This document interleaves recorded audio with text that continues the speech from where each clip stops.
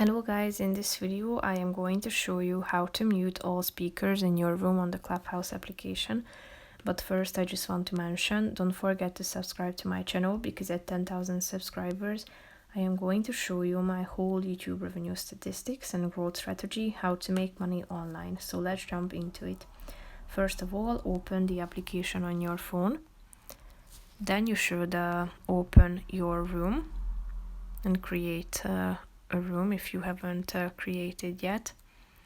And after that, if you would like to mute all the other speakers, all you have to do is clicking on this three dots icon at the top of the screen, scroll down and tap on the mute all other speakers button.